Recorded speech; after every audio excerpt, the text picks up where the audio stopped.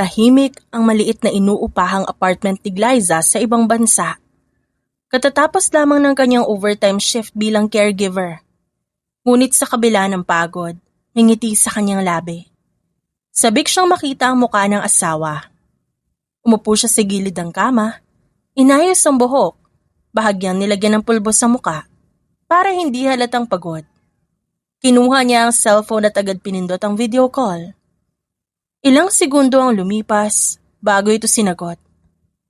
Lumabas sa screen ang mukha ni Arnold na nakangiti.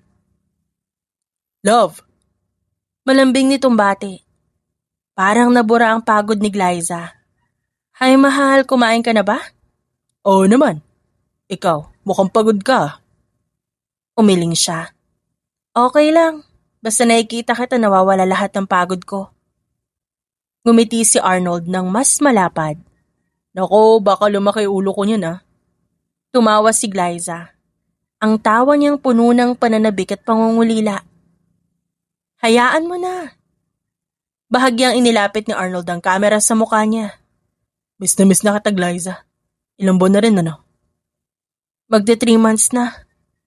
Sagot niya at bahagyang nangilid ang luha. "Pero konti na lang. Makakapagpadala ulit ako next week para sa bubong ng bahay. Sabi mo, kulang pa yung para sa tiles, no?" Tumango si Arnold. "Oo, mahal eh. Tumaas daw yung presyo ng materyales. Pero huwag kang mag-alala. Pinapagawa ko na at malapit na matapos." Napangiti si Glyza. Habang iniisip ang bahay na matagal na nilang pinapangarap. May maliit na sala, puting pintura at kusinang may bintanang tanawang bukid. Lahat ng yun ay nagsisilbing inspirasyon niya sa bawat araw na lumilipas. "Gusto ko pag uwi ko maabutan kong tapos na. Para diretso na tayong lilipat. Wala nang renta-renta, wala nang problema." "Siyempre naman, para sa atin to." Napatingin si Glyza sa kanyang kamay na may suot na simpleng wedding ring. "Salamat, mahal. Buti na lang nandyan ka. Kahit malayo ako, alam kong ikaw ang abala sa lahat." "Lagi naman eh. Di kita pababayaan." May bahagyang pag-uga ang kamera ni Arnold. Tila may narinig siya sa labas ng kwarto. Saglit siyang napalingon. "May kasama ka ba?" Tanong ni Glyza, inosente ang tono. Wala. Pusa lang." Mabilis na sagot ni Arnold sabay pilit ng ngiti. Hindi na nagduda si Glyza. Sanay siyang maniwala sa lalaki. Sanay siyang magtiwala. "Pakita mo nga yung kisame, yung bagong gawa." Saglit na natahimik si Arnold bago bahagyang inikot ang kamera. Madilim ang paligid. At tila nasa iisang sulok lamang siya ng bahay. "Bukas na lang, mahal. Medyo magulo pa kasi, may mga gamit pa." Tumango si Glyza. "Sige, excited lang ako makita." "Excited din ako umuwi ka." Sagot ni Arnold. Mas lumambing ang boses. "Alam mo ba, gabi-gabi kita naiisip. Ang hirap matulog na wala ka." Napangiti si Glyza at napayakap sa sarili. "Ako rin. Minsan nga kinakausap ko yung unan. Kunwari ikaw." "Loko ka talaga." Tumatawang saad ni Arnold. "Mahal, yung pangako mo basta tapusin natin tong bahay." "Oo naman, kaya nga ako nandito sa ibang bansa eh. Pero ikaw din na yung pangako mo. Pag natapos na yung bahay, magsisimula na tayo ulit. Mag-iipon para sa baby." Bahagyang nagbago ang ekspresyon ni Arnold. Ngunit mabilis din itong napalitan ng ngiti. "Oo naman, gusto ko na nga eh. Ikaw lang hinihintay ko." Namula si Glyza. "Talaga?" "Talaga. Ikaw lang naman ang gusto ko makasama habang buhay." Unti-unting napuno ang emosyon ng kanyang dibdib. Lahat ng sakripisyo, lahat ng pagluha sa tahimik na gabi, tila nagkaroon ng saysay dahil sa mga salitang yon. "Magpapadala ako ng dagdag next month para sa pintura at para makabili ka na rin ng bagong kama. Yung matibay ah." "Salamat, mahal ah. Sobra na talaga yung ginagawa mo para sa atin." "Dito sobra. Responsibilidad ko rin naman bilang asawa mo." Sa kabilang linya, May aninong dumaan sa likod ni Arnold. Isang mabilis na galaw na tila tao. Ngunit hindi ito napansin ni Glyza. Abala siya sa pagtitig sa mukha ng asawa, sa pag-alala sa mga gabing magkatabi silang natutulog noon sa lumang bahay na inuupahan. Anong oras na dyan? Tanong niya. Mag-aalas 10 na. O matulog ka na rin, baka mapagod ka sa trabaho bukas. O sandali lang. Gusto pa kitang kausap. Napangiti si Glyza at ang mga matay kumikislap sa tuwa. Sweet mo naman. Siyempre, pagod ang asawa ko eh. Sa simpleng linyang yon, muli niyang naramdaman ang pagiging mahalaga. Hindi niya alam na sa mismong bahay na pinapangarap niyang matapos, may ibang babaeng nakaupo sa sala. Naghihintay lamang na matapos ang tawag. Hindi niya alam na ang perang pinapadala niya buwan-buwan, hindi lang napupunta sa semento at kahoy, kundi napupunta rin sa babae ni Arnold. Ang alam lamang ni Glyza, mahal siya ng kanyang asawa. Mahal kita. Mahina niyang sabi, bago tuluyang matapos ang tawag. Mahal din kita. Sagot ni Arnold sabay ngiti. Nang maputol ang video call, napahiga si Glyza sa kama. Yakap ang cellphone sa dibdib. Nakapikit siyang ngumiti. Iniisip ang bahay na unti-unting nabubuo. Ang asawang naghihintay sa kanya. At ang pamilyang balang araw ay mabubuo nila. Sa kabilang banda, binaba ni Arnold ang telepono. Mula sa dilim ng sala, may babaeng lumapit sa kanya at hinawakan ng kanyang braso. Ngunit malayo yon sa kaalaman ni Glyza. Sa isip niya, buo ang kanilang pagsasama. Sa puso niya, walang bahid ng pagdududa. Sa gabing yon, natulog siya ng may ngiti, dala ang paniniwalang sa bawat sentimong pinaghihirapan niya ay para sa kinabukasang pareho nilang pinapangarap. Nakasuot ng manipis na bestida si Marilu, ang kabit ni Arnold. May hawak na baso ng juice. Nakangiti ito habang lumalapit. Natapos na ba ang drama niyo? Tanong nito, nang may halong pangaasar. Binaba ni Arnold ang cellphone sa mesa at napabuntong hininga. Oo, ang dali talagang paikuti ni Glyza. Lumapit si Marilu. Umupo sa kandungan niya. Pinatong ang mga braso sa kanyang balikat. Ano na namang sinabi ng asawa mong martir? Napangisi si Arnold. Magpapadala na naman daw ba next week? Tama. Para daw sa bubunga tiles. Lumaki ang mga mata ni Marilu. Talaga? Magkano naman? Di pa sinabi. Pero sigurado malaki-laki. Alam mo naman yun. Halos lahat ng sweldo niya pinapadala dito. Napatawa si Marilu. Isang tawa na puno ng kasakiman. Swerte mo talaga, may asawa ka nagpapakahirap sa ibang bansa. Tapos tayo nakikinabang. Hinagod ni Arnold ang buhok ni Marilu. Tila ba proud sa sarili? Di lang swerte. Diskarte to. Diskarte? Panluloko yan, no? Pareho lang yun. Basta may pumapasok na pera. Tumayo si Marilu at naglakad papunta sa maliit na mesa, kung saan nakalapag ang ilang resibo at sobre. Kinuha niya ang isa. Ito ba yung padala last month?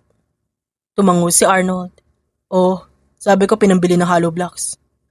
Napatingin si Marilu sa paligid ng bahay, sa bagong sofa, sa flat screen TV, at sa aircon na kakakabit lang noong isang linggo. Hollow blocks pala to. Sarkastiko niyang sabi sabay tapik sa TV. Napahalakhak si Arnold. Bahala na siya mag-isip kung gaano kalaki yung bahay. Di naman niya nakikita. Paano kung biglang umuwi? Biglang tanong ni Marilu habang nagseseryoso. Saglit na natahimik si Arnold, pero agad ding ngumisi. Di yun uuwi nang walang pasabi. Kailangan pa niyang tapusin ang kontrata niya. Tsaka wala pa raw siyang sapat na ipon. Eh yung bahay. Kaya nga, sasabihin ko kulang pa. May dagdag gastos. May problema sa materyales. Kung ano-ano pa. Lumapit si Marilu. Yumakap sa kanyang likod. Talino mo talaga, kaya gustong-gusto kita eh. Hinawakan ni Arnold ang kamay nito. Hinila siya pabalik sa kandungan niya. Mas gusto ko yung masaya ka. E paano naman ako hindi sasaya?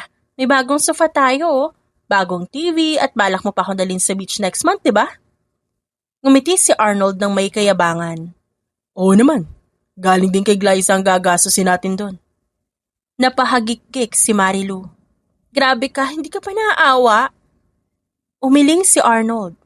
Choice niya yan. Siya ang nagdesisyong umalis at magtrabaho sa ibang bansa. Ako lang naman na naiwan dito. Pero para sa inyo yun. Para sa amin? Mapait siyang tumawa. Matagal nang wala yon. Simula na umalis siya. Parang wala na rin akong asawa. Pera na lang ang koneksyon namin. Tahimik na nakinig si Marilu. Pero makikita sa mga mata nito ang kasiyahan. Hindi dahil sa paliwanag, kundi dahil sa pakinabang. Basta, habang nagpapadala siya, tuloy lang tayo. Hanggang kailan? Tanong ni Marilu at hinahaplos ang dibdib niya. Hanggang sa makaipon tayo ng sapat. Sapat para saan? Para makapagsimula tayo. Kahit maliit na negosyo, tayo naman ang aangat. Napangiti si Marilu. Puno ng ambisyon. At kapag nalaman niya, hindi niya malalaman. Mariing sagot ni Arnold. At kung sakaling malaman, edi saka na natin isipin. Sandaling natahimik ang dalawa. Sa loob ng bahay na unti-unting napupuno ng mga bagay na hindi naman dapat para sa kanila. Lumayo si Marilu at naupo sa sofa. Magkano pa kaya ang kaya natin makuha sa kanya? Nag-isip si Arnold. Malaki pa. Hanggang di pa tapos ang bahay. Tuloy lang ang pagpapadala nun. Sabihin ko kailangan ng pintura, kisame, tiles, gate, at pintana. Dagdag ni Marilu na tila ba, nagbibilang ng kita. At bintana. Pagsang-ayon ni Arnold. At kung ano-ano pa. Muli silang nagtawanan. Ang dali niya talagang utuin, no? Kanina nga narinig ko gustong-gusto na raw makita ang kisame. Napangisi si Arnold. Kaya nga di ko pinakita baka may mapansin. Tanga ba siya? Huwag mo namang sabihing tanga. Sagot niya pero may halong panlalait ang tono. Masyado lang siya nagtitiwala. At doon naghalikan ng dalawa. Walang bahid ng konsensya na nararamdaman. Sa labas ng bahay tahimik ang gabi. Walang idea si Glyza na sa mismong tahanang inaakala niyang pinapatayo para sa kanilang kinabukasan. May dalawang taong nagbabalak kung paano siya mas mapapakinabangan. Magpapadala daw siya next week. Muling sabi ni Arnold, tila nagbibilang ng pera sa isip. Sabihin ko may problema sa kontraktor, kailangan ng dagdag. Kilingan mo Biro ni Marilu. Di na kailangan. Isang lambing lang tiklop na yun. At sa gitna ng kanilang tawanan, mas lalong luminaw ang katotohanan.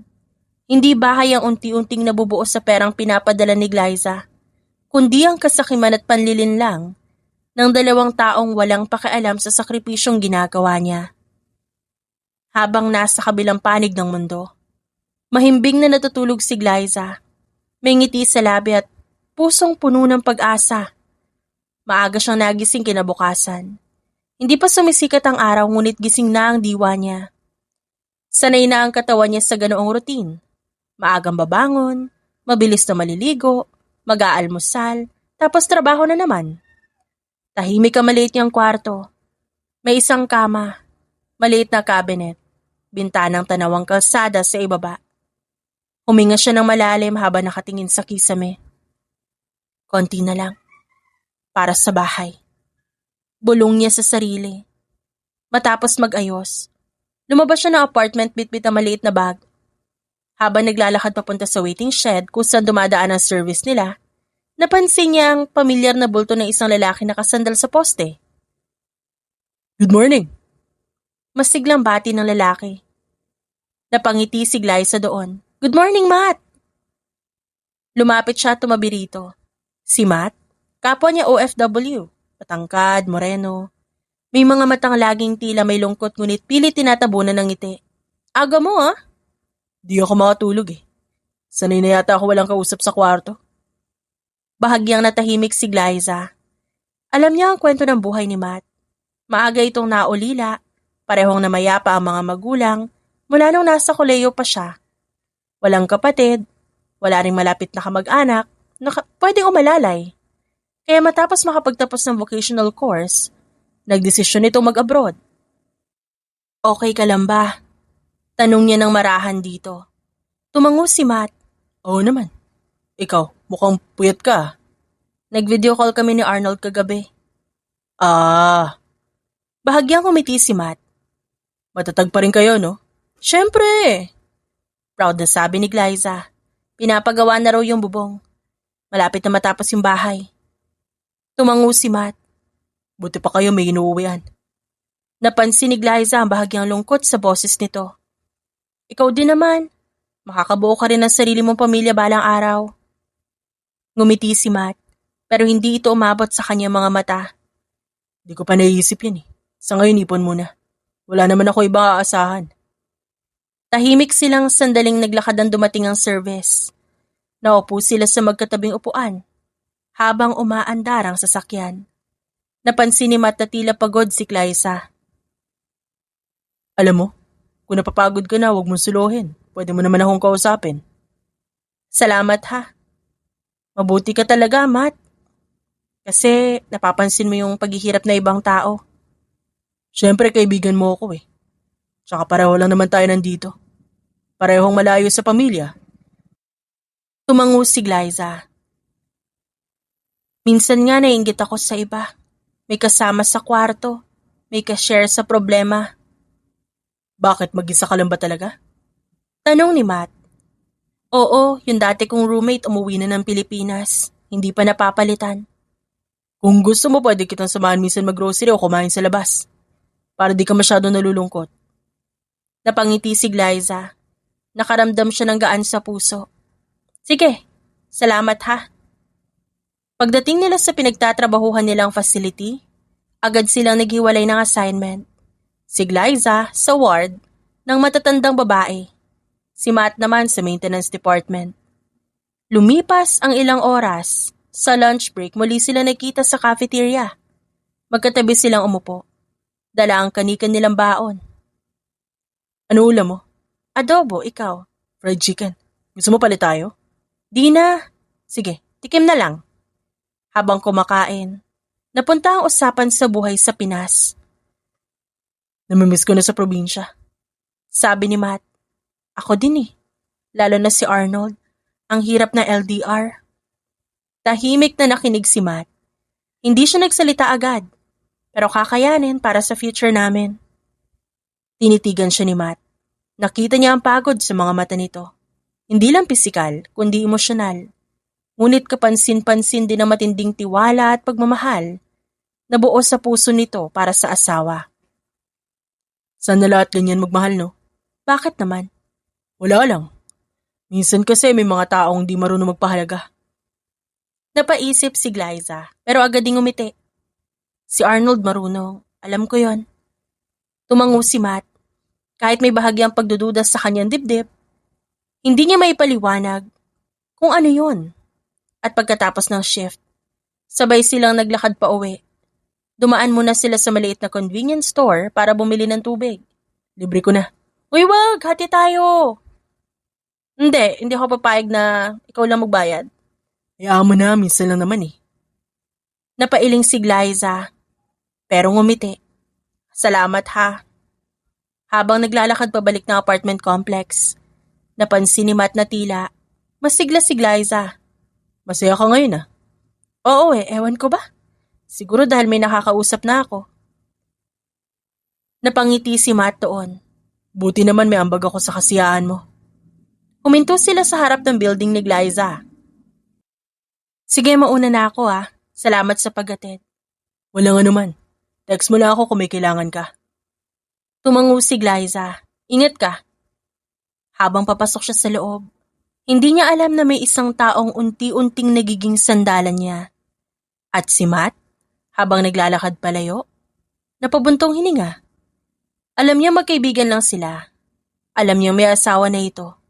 Pero sa tuwing nakikita niyang umingiti si Glyza, sa tuwing naririnig niya itong magsalita tungkol sa pangarap nitong bahay at pamilya, may kung anong sumisikip sa kanyang dibdib. Lumipas ang 3 buwan. Sa isip ni Glyza, unti-unti nang nabubuo ang bahay na pangarap niya. May bagong bubong, may tile sa sahig, at marahil na pinturahan na ang dingding. Sa bawat overtime niya, sa bawat sakripisyong tiniis, ang imahe ng tahanan yun na nagbibigay sa kanya ng lakas. Kaya nang aprobahan ang leave niya, hindi siya nagdalawang isip.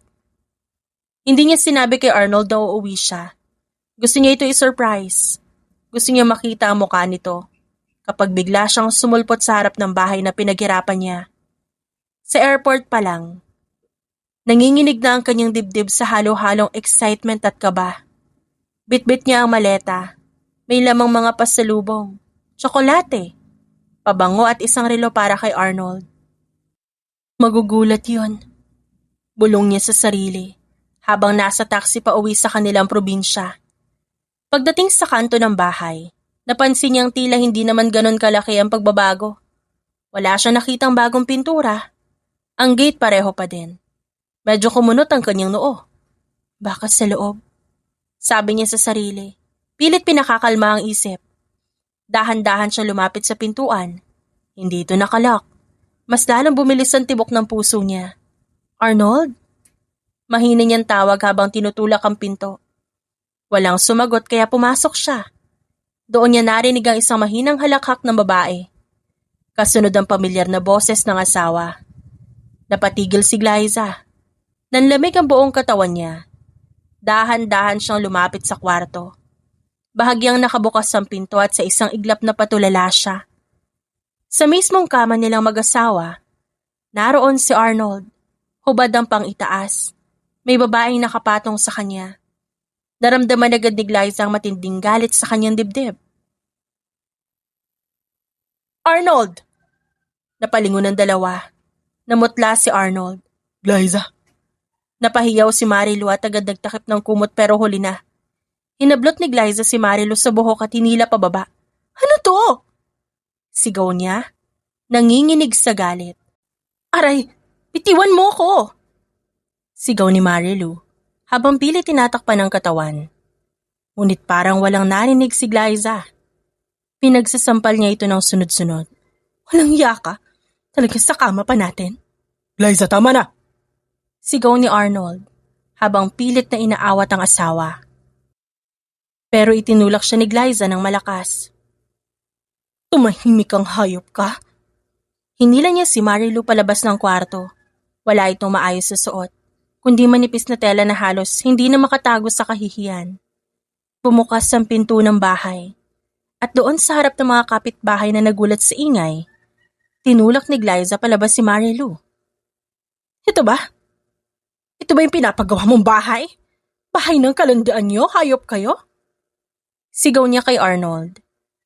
Nagbubukas na ng mga bintana ang katabing bahay. May mga taong nagbubulungan. Grabe, si Glyza ba yan? Hindi ba nasa abroad yan? Hinila ni Glyza ang buhok ni Marilu. At muli itong sinampal. Wala ka bang hiya? Alam mong may asawa yan. Hindi ko kasalanan. Siya ang lumapit sa akin. Sigaw ni Marilu na umiiyak na. Pareho kayong walang hiya. Balik ni Glyza. Lumabas si Arnold. Nagmamadaling nagsusuot ng pantalon. Tama na Glyza, nakakahiya na. Napalingon siya rito. Ang mga matay namumulas sa luha at galit. Nakakahiya? Ha? Halos matawa siya sa sakit. Ngayon ka lang nahiya? Hindi ka nahiya habang ginagamit mo yung perang pinaghirapan ko para dalhin ng babaeng to dito, ha? Kala ko pinapagawa mo ang bahay. Kala ko para sa atin. Walang makatingin ng diretso sa kanya. Si Marilu pilit kumakawala. Pero hawak pa rin ni Glyza ang buhok nito. Di mo alam ang buong kwento. Ano pang hindi ko alam? Na matagal na kayong dalawa? Na niloloko mo ko habang nagpapakahirap ako sa ibang bansa? Alam mo ba kung ilang gabi akong umiiyak doon? Iniisip ko kung kumain ka na, kung pagod ka, kung okay ka. Tumulo ang luha niya ng tuluyan.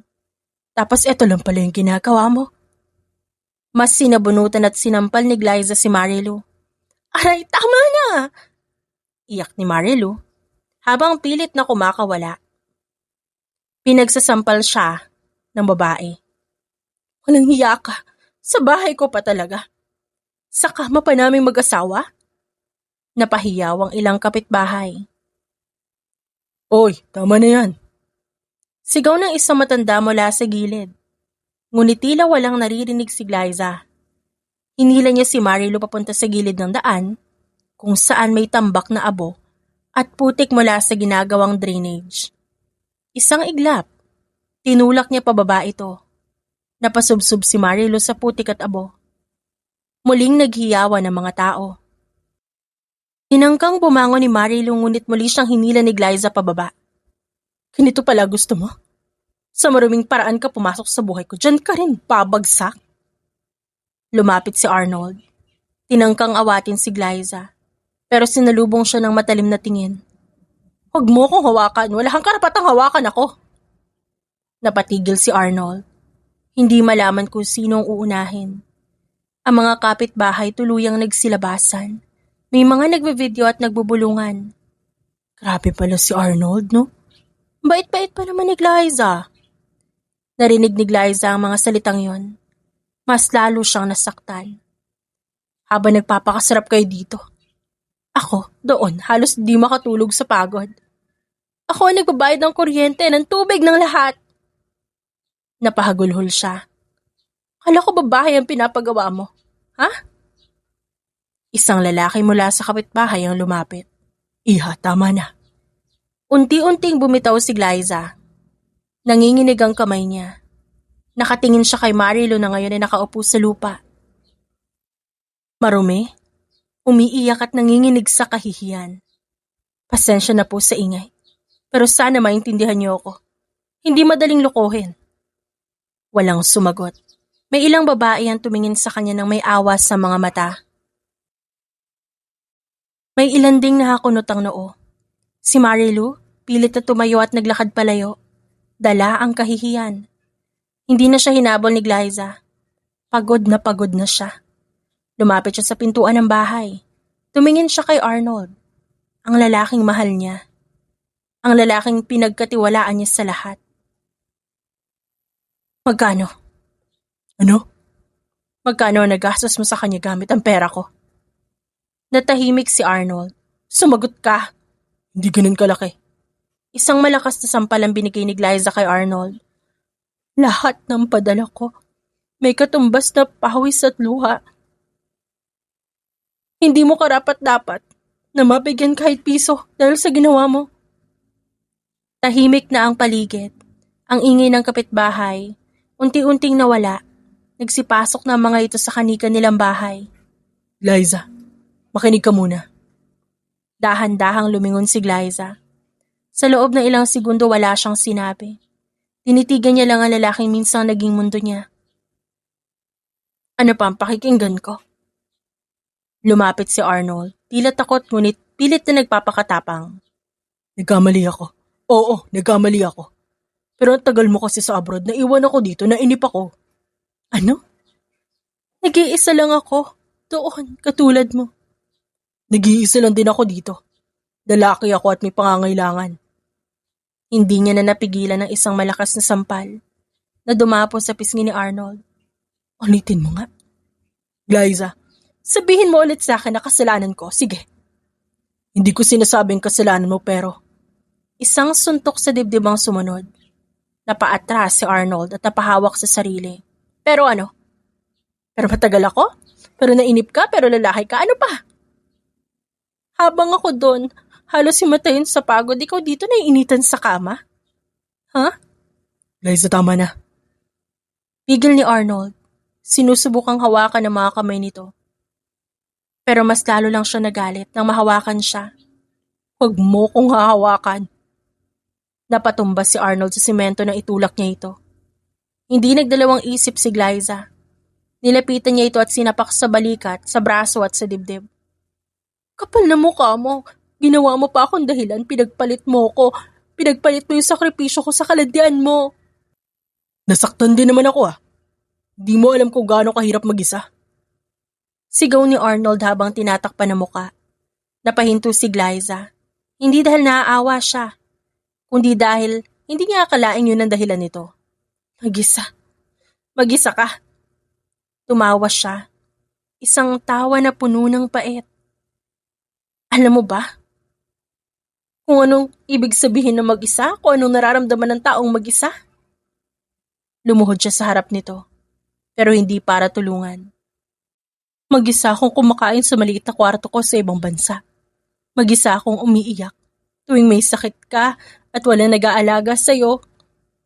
Tapos kapag sinasabi mo sa akin na malungkot ka, mag-isa akong nagbibilang ng barya para lang makapagpadala ng mas malaki sa asawa kung akala ko mahal ako. Hindi nakapagsalita si Arnold, na ngayon ay napayoko.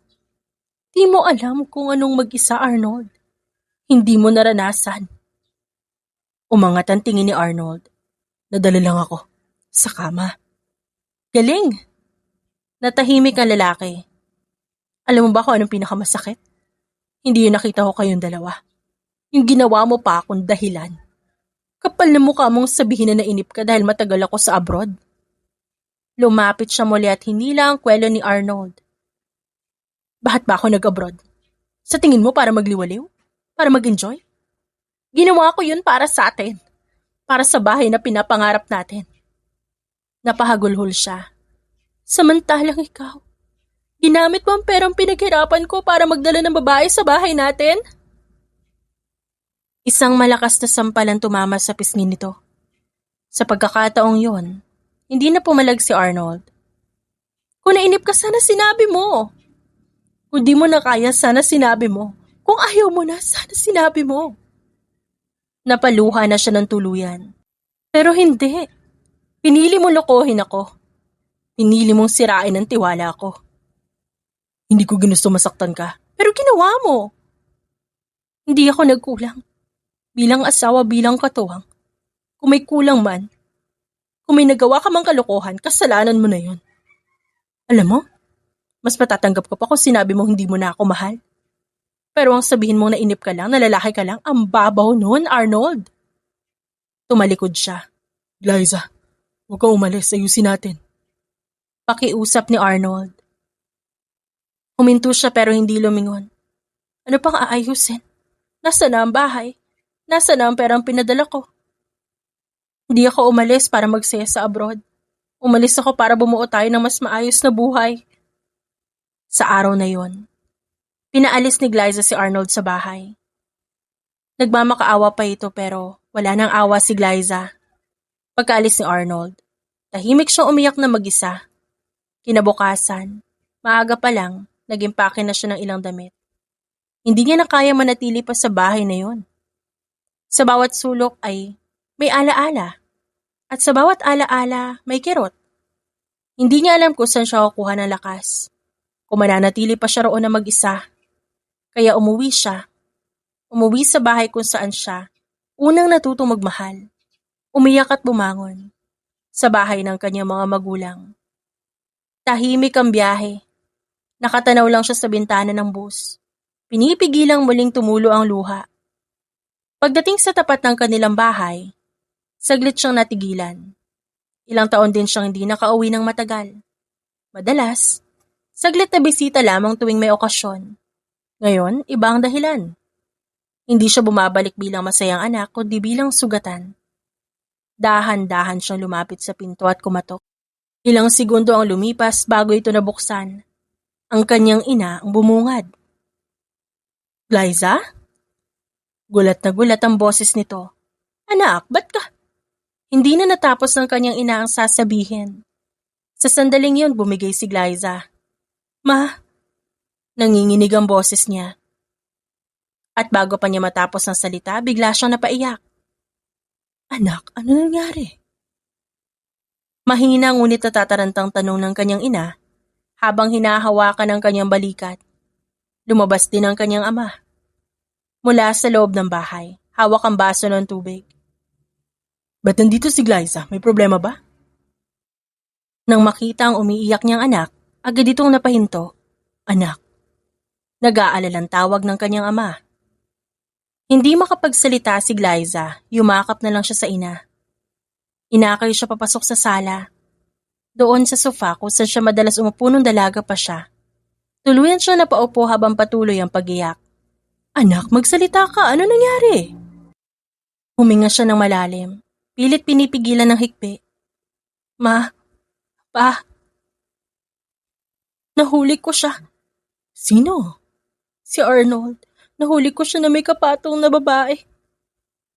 Ang kanyang inay napahawak sa bibig. Anak. Ngunit ang kanyang ama iba ang reaksyon. Unti-unting nagbago ang mukha nito. Mula sa pag-aalala, naging galit. Ano sabi mo? Nahuli ko siya sa bahay, sa kwarto namin. Hindi niya na kayang idetalye pa. Dahil sa tuwing naaalala niya, sumasakit ang kanyang puso. Kapal na mukha ng lalaking yan? Pa. Mahinang tawag niya pero hindi siya pinakinggan. Ilang taon ka nag-test? Halos 1 taon ka na sa abroad para lang may maipadala sa kanya. Galit na sabi nito na ngayon ay naglalakad pa ikot-ikot sa sala. Ang mga kamao nito ay mahigpit na nakakuyom. Sinasabi ko na nga ba? Noon pa man may kutob na talaga ako eh. Mahal, tama na. Umiiyak na sabi ng kanyang ina. Ikalma mo ang sarili mo. Paano ako kakalma? Anak ko ang ginago. Napayuko si Glyza. Lumapit naman ang kanyang ama sa kanya at lumuhod sa harap. Anak, sinaktan ka ba niya? Hindi niya ako sinaktan pero mas masakit dito. Napahawak siya sa kanyang dibdib. Napapikit ang kanyang ama. Nasaan siya ngayon? Pinalayas ko na. Magpa-file ako ng annulment, pumayag siya agad. Pumayag agad? Ganun lang kadali para sa kanya? Tumango si Glyza. Biglang napaupo ang kanyang ama sa katapat na upuan. Nanginginig sa galit. Kung nandito lang ang gagong yon, ayoko na ng gulo. Ayoko na ng iskandalo, tapos na. Ayoko na bumalik ka sa kanya. Hindi ko rin siya kayang patawarin. Tumahimik silang tatlo. Ang kanyang inay patuloy ang paghagod sa buhok niya. Doon muling bumuhos ang luha ni Glyza. Ma, ang sakit. Di ko akalain na magagawa niya ako lukuhin kayong binigay ko naman lahat. Lumapit ang kanyang ama at mahigpit siyang niyakap. Anak, walang lalaki may karapatang iparamdam sa'yo na kulang ka. Hindi ka nagkulang. Siya ang nagkulang at nagkamali. Tahimik silang nagyakapan. Ramdam ni Glyza ang panginginig ng ama niya sa pagpipigil ng galit. Unti-unting bumangon si Glyza mula sa pagkakabagsak matapos siyang lokohin. Ilang linggo na lumipas mula nang mangyari ang iskandalong yon na umalingaw sa buong barangay na hindi lamang usapan sa kanto kundi naging laman pa ng social media. Habang nagpapatuloy ang proseso ng annulment, pinili niya ituon ang sarili sa pagbangon. Samantala, iba naman ang kinahaharap ni Arnold.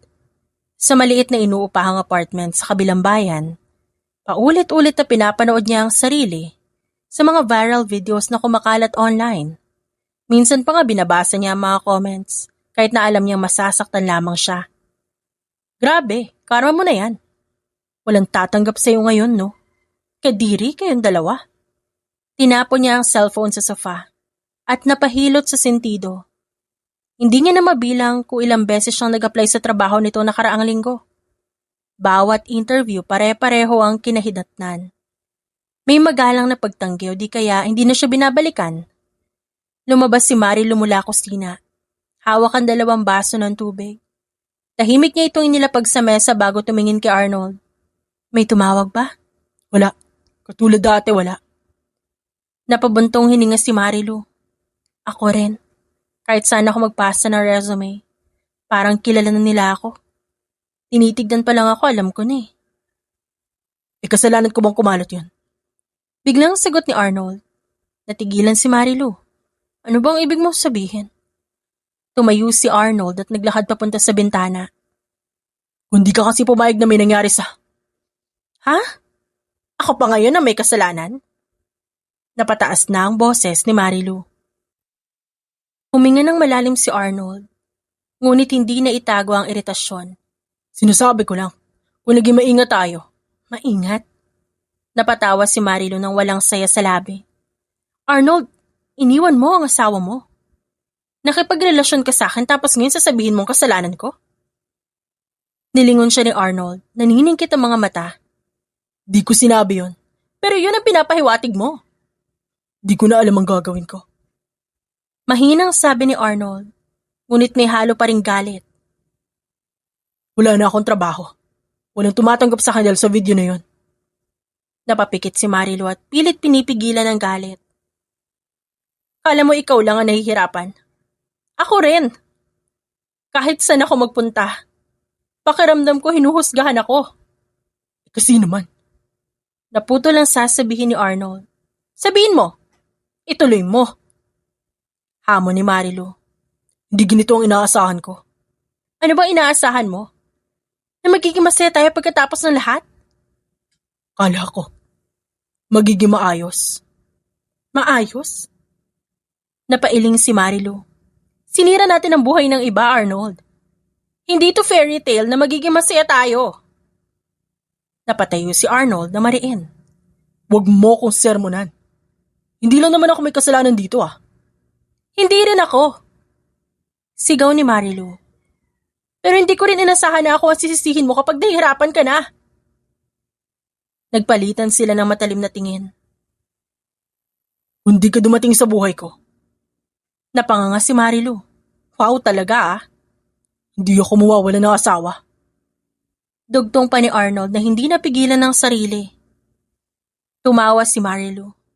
Ngunit may bahid ng luha ang mga mata. At kung di ka rin nagpakita ng interes sa akin, wala rin akong pakialam sa'yo. Huwag mong ibuhos lahat sa akin. Ako pa talaga? Sino ba nandito ngayon? Dahil pinili ko yon. Pero hindi ko piniling sirain mo ang lahat, tapos ako ang sasalo ng galit mo. Napaupo si Arnold at napahawak sa ulo. Tila problemado. Pagod na ako. Napapikit si Marilu. Saka umupo sa kabilang dulo. Ako rin. Kaya wag mo ako sisihin dahil parehas lang tayo may kasalanan. Samantala, sa kabilang banda, abala si Glyza sa unti-unting pagpaplano kung anong gagawin sa natirang pera na naipon. Hindi pa rin tapos ang proseso ng annulment nila ni Arnold. May pagkakataon na naiisip niya. Ang ginawa nitong panloloko sa kanya at nasasaktan pa rin siya. Kaya naman pinili niya mapag-isa muna.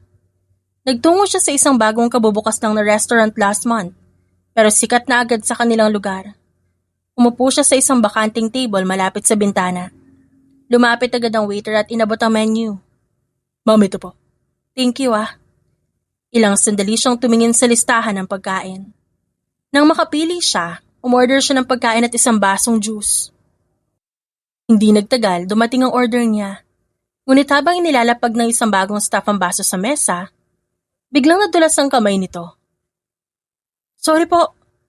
Tumapo ng juice. Diretso sa damit ni Glyza. Napaatras si Glyza at nagulat sa lamig. Namumutlang napaatras ang staff. Ma'am, pasensya na po, hindi ko po sinasadya. Bago siya makasagot, may lalaking mabilis na lumapit sa gilid. It's okay, ako na bahala. Kalmadong sabi nito. Saka kumuha ng tissue at inabot kay Glyza. Are you alright? Pagtingin ni Glyza sa mukha ng lalaki, napakunot muna ang kanyang noo sa kananlaki ang mga mata. Matt? Natigilan si Matt. Saka unti-unting napapangiti. Glyza? Halos sabay silang natawa sa gulat. Oh my gosh, ikaw ba talaga yan? Sabi ni Glyza. Tinanggap niya ang tissue na binigay nito. Yeah, ako nga. Hindi ko akalain magkikita tayo dito. Akala ko nasa abroad ka pa. Umuwi na rin ako matapos ng restaurant Ito ang negosyo ko ngayon. Wait, ibig mong sabihin? Tumango ang lalaki sa kanya. Yes, the restaurant is mine. Wow, congrats, ang ganda ng place mo. Thank you Pero teka, kailangan kita asikasuhin muna. Halika, ililipat kita ng table. Tinulungan ni Matt si Glyza na lumipat at nagpadala ng panibagong juice. Umupo si Matt sa tapat niya. Hindi pa rin nawawala ang ngiti sa labi. Grabe, ilang buwan din yun Kamusta ka na? Okay lang. Eto, bumabangon. Napansin ni Matt ang bahagyang lungkot sa boses niya. Everything alright? Saglit na natahimik si Glyza bago sumagot. Actually, naghiwalay kami ng asawa ko. I'm sorry to hear that. Tumango si Glyza. Nagloko siya Habang nasa abroad ako, pinapadala ko sa kanya lahat para sa bahay namin. Kala ko inaayos niya pero hindi pala. Hindi nagsalita agad si Matt at pinakinggan lamang siya nito. Umuwi ako para i-surprise siya. Pagpapatuloy ni Glyza. Pero ako yung nasurpresa kasi nahuli ko sila ng kabit niya eh. Napabuntong hininga siya. Saka ngumiti ng mapait. Di ko nasasabihin ang buong detalye basta tapos na rin naman. Ang sakit nun ah. Oo, talaga. Pero wala naman akong choice kundi bumangon. Tumango si Matt. You're strong. Kilala kita noon pa. Hindi ka ba sa sumusuko? Napangiti si Glyza at medyo na-touch. Ikaw naman ang layo na narating mo ah. Pinaghirapan din. Alam mo naman hindi madali ang OFW life. Pero ginamit ko ang ipon ko para magsimula dito. Worth it ang ginawa mo kasi may sarili ka ng restaurant. Lahat ng pagod mo, heto, may kinahitatnan. Thank you so much. Nagpatuloy ang kanilang usapan. Binalikan nila ang mga alaala sa abroad. Nagtawanan sa mga dating karanasan at unti-unting gumaan ang pakiramdam ni Glyza. Sa matagal na panahon ngayon lang siya ulit nakaramdam ng ganitong kagaanan. Thank you. For what? Sa pakikinig. At sa hindi pagtingin sa akin bilang kawawa kasi niloko ako. Grabe pa naman ang pagyayabang ko sa iyo noon na maayos ang relasyon namin ng asawa ko. Glyza, di naman ako ganun mag-isip. Tsaka siguro ganun talaga. Baka may mas better na lalaki pa para sa'yo. Siguro nga. Pero sa ngayon, focus muna ako sa sarili ko. Sa araw na yon, nakalimutan ni Glyza ang iniisip niya. Kung anong gagawin niya sa kanyang buhay. Habang kausap si Matt, naramdaman niya ang kakaibang kapayapaan sa kanyang dibdib. Lumipas sa mga buwan na puno ng pagod. Paghihintay at tahimik na paghilom. Sa wakas dumating ang araw na matagal nang nais kaharapin ni Glyza. Ang formal na pagtatapos ng lahat sa pagitan nila ni Arnold. Sa loob ng opisina ng abogado, hawak niya ang papel na nagsasabing opisyal na siyang malaya. Sa wakas, annulled na ang kanilang kasal. Tahimik siyang nakaupo habang binabasa ang huling pahina. Hindi siya ngumiti. Hindi rin siya umiyak. Tapos na. Sabi ng abogado. Tumango si Glyza. Salamat po. Paglabas niya ng gusali, napatingala siya sa langit. Huminga siya ng malalim at saka ngumiting nag-text kay Matt na agad namang nag-reply. At niyaya siyang mag-dinner. Mula kasi na magkita silang dalawa, naging madalas na sila magkasama. Kinagabihan, dumiretso si Glyza sa restaurant ni Matt. Nakita niya agad si Matt sa may counter. Abalang nakikipag-usap sa manager. Nang mapansin siya agad itong ngumiti at lumapit. So, officially annulled na kami. Hindi nagdalawang isip si Matt at niyakap siya ng mahigpit. I'm really happy for you. Nagulat man si Glyza. Yumakap din siya dito pabalik. Thank you, Matt. Umupo sila sa gilid ng mesa. Nagsalita si Matt. Alam mo, may gusto sana ako i-offer sa'yo eh. Ano yun? Naikwento ko na sa tito ko yung tungkol sa'yo. May kumpanya siya na naghahanap ng someone reliable sa admin side. I recommended you. Nanlaki ang mga mata ni Glyza. Talaga? Ginawa mo yun? Tumango si Matt. Or if mas comfortable ka, edi dito ka muna. May opening din naman ako sa restaurant, kahit alin doon. I will support you. Sana hayaan mo akong tulungan ka. Pero kung ayaw mo naman, hindi kita pipilitin. Saglit na natahimik si Glyza. Hindi dahil nagdadalawang isip siya, kundi dahil hindi niya inaasahan ng ganitong tulong. Matt, ang dami mo nang naitulong sa akin eh. You deserve a fresh start. Napabuntong hininga siya sa katumango. Sige, tatanggapin ko. Gusto kong subukan yun sa kumpanya ng tito mo. Good choice. I'll arrange everything. Ako nang bahala. Napangiti si Glyza. Salamat talaga. Hindi agad sumagot si Matt. Tinitigan lang siya sandali bago nagsabing, You don't have to thank me every time. Pero nagpapasalamat pa rin ako. Natawa naman ang lalaki. Okay, hindi na ako tatanggi. Nagpatuloy sila sa kwentuhan. Walang kaalam-alam si Glyza na mas lalong lumalalim ang pagkakagusto ni Matt sa kanya. Simula pa nung nasa abroad pa sila. Pero ayaw pang aminin ni Matt dahil nais niyang respetuhin muna ang paghilom ni Glyza. At ayaw niyang maisip ni Glyza na kinukuha niya ang pagkakataon na yon upang mahalin siya ng babae. Nais niya itong mag-heal muna. Makalipas ang ilang linggo, nagsimula na si Glyza sa bagong trabaho. Hindi naging madali sa kanya. Maraming kailangang aralin, bagong environment, bagong tao, ngunit bawat araw patunay na bumabangon siya. Tuwing matatapos ang shift niya, madalas siyang dumadaan sa restaurant ni Matt. Minsan kakain lang, minsan tutulong magbilang ng supplies, minsan uupo lang sila at mag-uusap.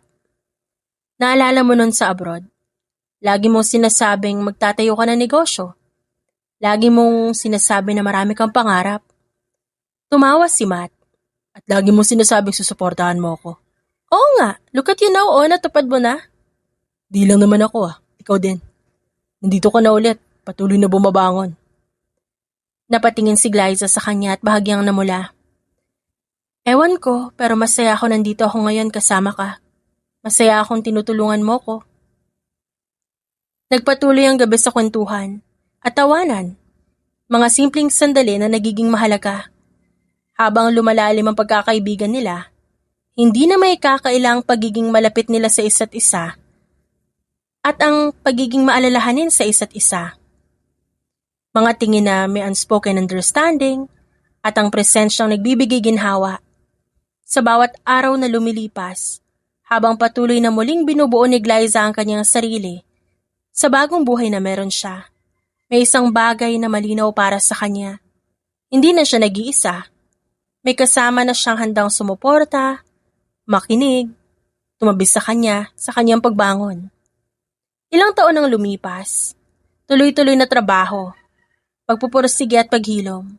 Kung titignan si Glyza ngayon, mahirap na makilala ang babaeng minsan naglakad pa uwi na wasak ang puso dahil niloko siya. Hindi na siya ang taong yon. Hindi dahil nakalimot siya, kundi dahil pinili niyang bumangon at itayo ang sarili mula sa simula. Maaga pa lang, nakatayo na siya sa harap ng sarili niyang flower shop. Nakangiti siyang nakamasid sa mga karatolang nakasabit sa taas ng pintuan. Sa loob nakaayos ang iba't ibang bulaklak. Roses, tulips, sunflowers, bawat isa'y pinili niya mismo. Amoy pa lang ng sariwang halaman, nagbibigay na sa kanya ng kakaibang kapayapaan. Ma'am, saan po ito ilalagay? Tanong ng staff niya habang may hawak na bagong delivery. Doon muna sa counter, check ko mamaya. Hindi pa rin siya sanay na tinatawag na ma'am, pero tinatanggap niya pa rin ito ng may ngiti. Pagkatapos na ilang saglit, lumabas siya at tumawid sa kabilang side ng kalsada, kung saan naroon na isa pa niyang pinaghirapan. Ang sarili niyang maliit na restaurant. Hindi ito kasing laki ng kay Matt, pero sapat para matawag niyang kanya. Pagpasok niya, agad siyang binati ng staff. Good morning po! Morning, kamusta ang opening? Ayos naman po. Napangiti siya. Ilang sandali siyang tumayo roon at pinagmamasa ng paligid at ang mga taong kumakain. At ang tauhan na masaya sa kanilang ginagawa. Maya-maya, may pamilyar na boses mula sa likod.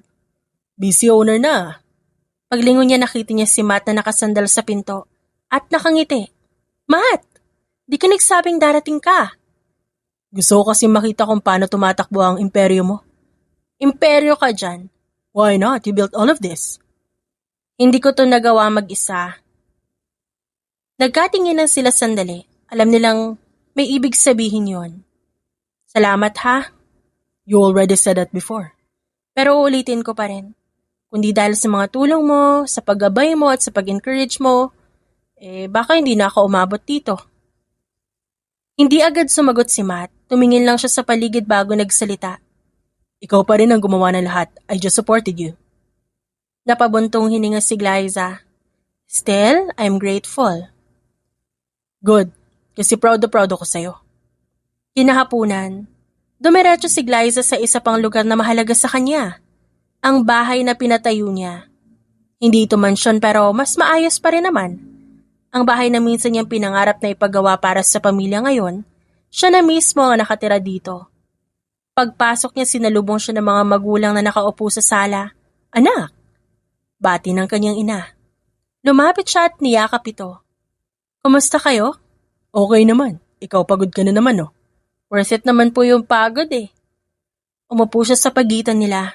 Sandaling pinagmamasdan ng paligid. Hindi pa rin siya makapaniwala sa lahat ng mga napundar niya sa loob ng mga nagdaang taon. Hindi pa rin ako makapaniwala. May sarili ka na negosyo at may bahay pa. Para sa atin, Toma, Pinaghirapan mo ito. saad ng kanyang ama. May mga taong tumulong sa akin at hindi ko sila makakalimutan. Si Matt. Tanong ng kanyang ina. Opo, malaki po yung naitulong niya sa akin. Mabuti siyang kaibigan sa'yo. Opo, sobrang buti po. Ngumiti siya habang tinitignan ng tahanang pinaghirapan niya. Ang pamilyang kasama niya at ang buhay na unti-unti niyang binubuo muli. Sa gabing yon habang nakaupo siya sa veranda at pinagmamasa ng tahimik na kalangitan, malinaw sa kanya ang isang bagay. Malayo na ang kanyang narating. At sa bawat takbang na tinatahak niya, dala niya ang pasasalamat sa mga taong naniwala sa kanya, lalo na sa kanyang sariling hindi sumuko.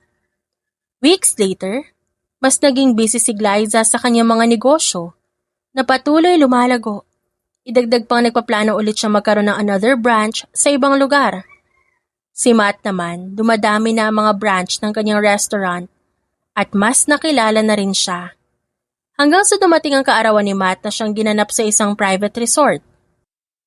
Imbitado ang kanyang mga tauhan at ka-business partner kaya napuno ng tawanan ng buong lugar. Nakita ni Matt si Glyza sa gilid ng pool.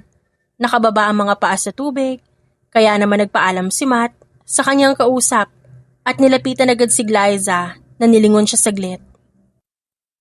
Salamat sa pagpunta. Sabi ni Matt habang hawak ang baso ng juice. Birthday mo to, malamang pupunta ako. Nagpatuloy silang dalawa sa kanilang pag-uusap. Layo na narating mo ah. Proud ako na nakita ko kung paano ka bumangon. At hindi mangyayari yon kung wala ka. Hindi sumagot si Matt, pero may ngiti sa kanyang labi.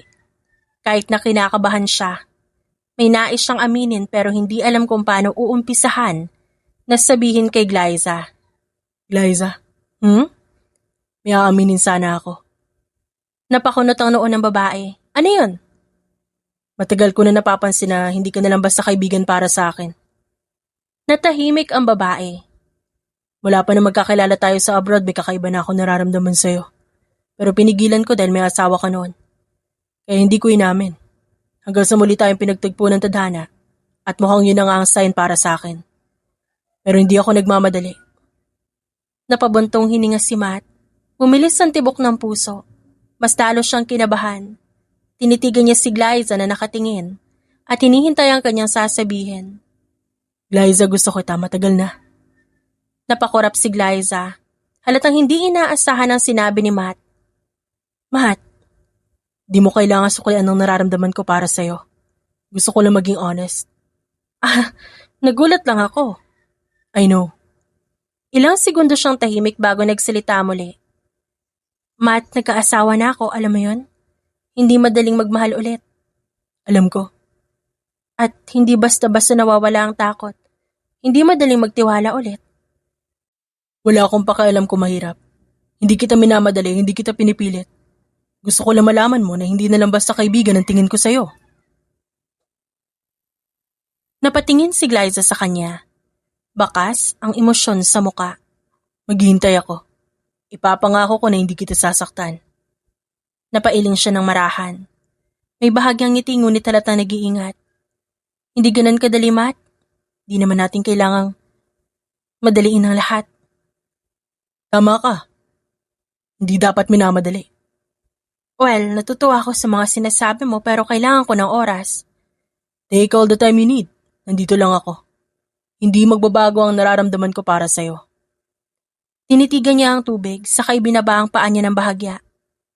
Ayoko magdesisyon na agad-agad eh. Good. Mas gusto ko yung sigurado ka. Pero isang bagay lang ang alam ko. Totoong mahalaga ka sa akin. Sandaling nagtagpo ang kanilang paningin. Okay na yun sa ngayon. Happy birthday by the way. Best gift already received. Napailing siya. Sabay talsik ng konting tubig gamit ang paa. Natawa si Matt. Gumanti rin ito ng konting talsik. Habang tumatagal ang gabi, nanatili sila nakaupo roon at nagkukwentuhan.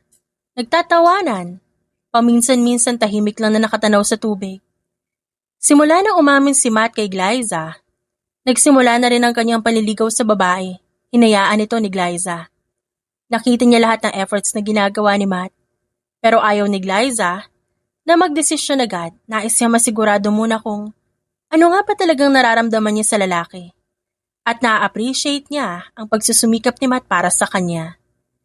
Isang umaga, habang inaayos si Glyza ang bagong dating na bulaklak, may narinig siyang pamilyar na boses sa likod. Delivery po? Paglingon niya, nakita niya si Matt na may hawak na maliit na bouquet. Ano na naman to? Ginagawa ko lang ang dapat gawin ng isang manliligaw. Hindi mo naman kailangang gawin palagi. Gusto ko eh. Tsaka deserve mo ng pagmamahal na binibigay sa'yo. Kaya asahan mo gagawin ko yun, kaya masanay ka na. Salamat, Matt. Hindi lang si Glyza ang nililigawan ni Matt, dumalaw din ito sa bahay nila na may dalang pagkain at prutas. Nagulat pa ang mga magulang ni Glyza nang bumungad siya sa pintuan. Maganda hapon ho. Nakangiting bati niya. Abay, Matt, halika, pasok ka. Magiliw na saad ng ina ni Glyza. Naupo sila sa sala at nagsimulang magkwentuhan. Ano bang ginagawa mo dito? Naniligaw ho? Diretsong sagot niya.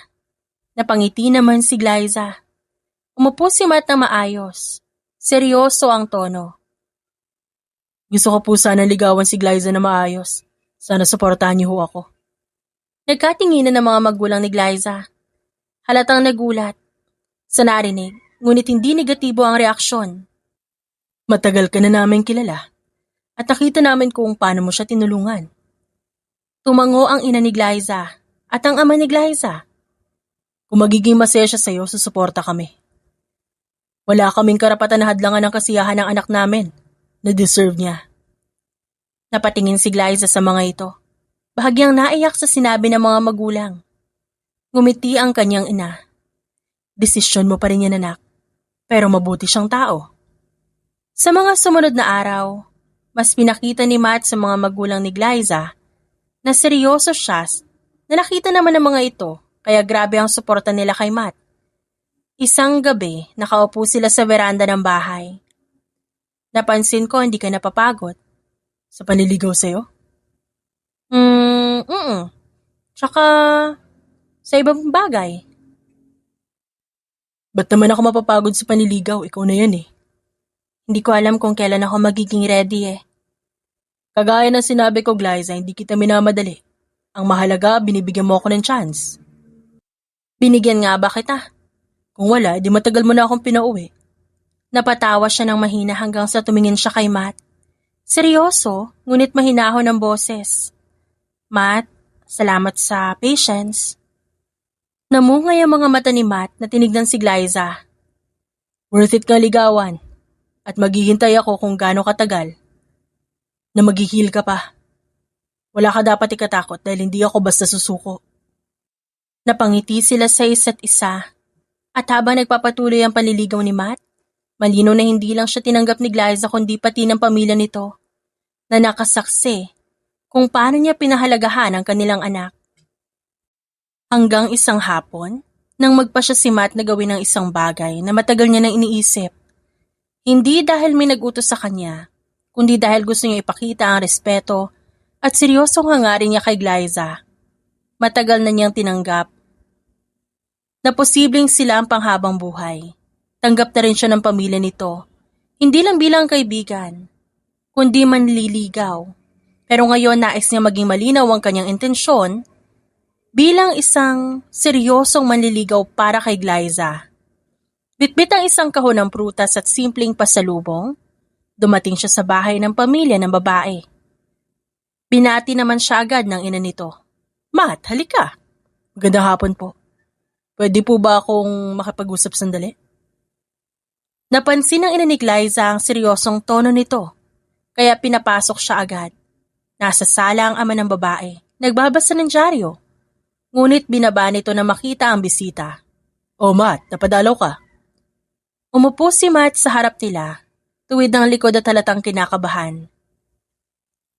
May sasabihin ho sana ako. Alam niyo naman po kung gaano ko pinahahalagahan si Glyza. Gusto ko pong maging malinaw na naniligaw ho ako sa kanya ng sobrang seryoso. Alam ko pong may hindi siya magandang nakaraan. Alam ko hindi madaling kunin ang tiwala niya ulit. Pero gusto ko po ipaalam sa inyo na handa akong gawin lahat para sa inyo, hindi lang para sa kanya. Hindi ko lang po siya basta mahal. Sa tingin ko, mas mahal ko pa siya kaysa sa sarili ko. Dahan-dahang tumango ang ama ni Glyza. Narinig na namin yan mula sa kanya. Huminga ng malalim si Matt bago nagsalita muli. Gusto ko rin humangako sa inyo na hindi ko siya sasaktan. Hindi ko po kayang ipangako na magiging perpekto ang lahat. Pero ipapangako kong rerespetuhin ko siya, iingatan, at gagawin ko ang lahat para hindi siya dumaan sa sakit na pinagdaanan niya noon. Tumahimik ang ina ni Glyza sandali at marahang umiti. Alam mo, Matt, matagal ka na naming nakikita kung paano mo alagaan ang aking anak. Tumango ang ama nito. Hindi lang sa salita kundi sa gawa. Mahalaga po sa akin ang tiwala ninyo. May tiwala kami. Pero tandaan mo, mahal namin ang anak namin. Opo, at nirerespeto ko yon. Kung may pagkakataon, nasasaktan mo siya. Alam mong hindi kami mananahimik. Hindi mo mangyayari yon. Hindi ka na lang basta bisita dito. Parte ka na rin ng pamilya kahit papano. Salamat ho. Sa sandaling yun, bumukas ang pinto mula sa loob. At lumabas si Glyza galing kwarto. Nagulat siya na makita si Matt. Oh, nandito ka pala. Anong pinag-uusapan niyo? Kinakausap niya kami. Tungkol ho saan? Tungkol sa panliligaw ko sa'yo. Talaga? Nanlaki ang mga mata ni Glyza. Gusto ko maging maayos ng lahat pati sa pamilya mo. Hindi agad nakapagsalita ang babae. Halatang naantig siya sa ginawa nito. Di mo naman kailangan gawin yun eh. Gusto ko eh. At alam ko ito ang tama. Salamat. Walang sinabi ang mga magulang niya. Pero ang ngiti ng mga ito'y sapat ng patunay na suportado nila ang dalawa. Sa araw na yon matapos ang usapan, nanatili si Matt sandali upang makapagkwentuhan.